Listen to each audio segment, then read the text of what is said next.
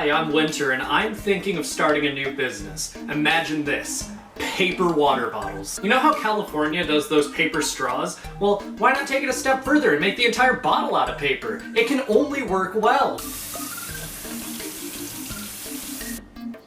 What the hell? Why'd it break? It's such a great idea! In 2017, Nintendo released their latest and greatest console, the Nintendo Switch. This thing was a huge success for Nintendo. People loved the flexibility you got with it. It's strong enough to run most modern games with some downgrades to video quality, and completely portable. Not to mention it launched with a brand new Zelda game and whatever the hell 1-2 Switch was. We also had confirmed entries in the Mario, Pokemon, and Xenoblade series on the way. I mean, there was nothing this console could conceivably do wrong. It eliminated the need for both the Wii U and the 3DS, and Nintendo seemed to be doing everything right. $20 a year for an online service that only sometimes works. No legacy content outside of the online service and none of it past the SNES. No first-party console exclusives at launch outside of an overpriced tech demo. Drift issues with the controllers that Nintendo seems to refuse to do anything about, while also charging more than the price of a full game to buy replacements. Oops! The Joy-Cons, I'll admit, these are, in terms of design, my favorite controllers ever made.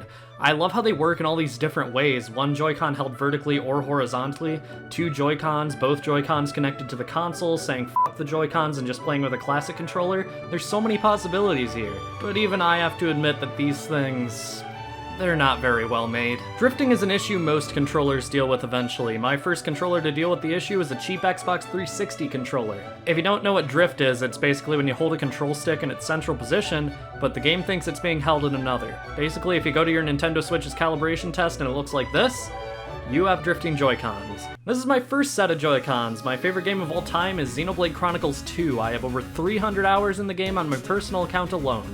Want to know how many hours in my Joy-Con started drifting? Around 100, which sounds like a lot, but again, that's in over 300 hours of playtime, so yeah, that's rough. These things started drifting shortly after Smash Bros. Ultimate came out as well. Have you ever played Smash with drifting Joy-Cons? It sucks. It didn't help that they started drifting before I got a job as well. I had to wait a while to get an Amazon gift card just so I could spend $80 on one new pair. That's $20 over the retail price of a first-party game on this console, and the only reason I bought new ones at all is because they were made poorly.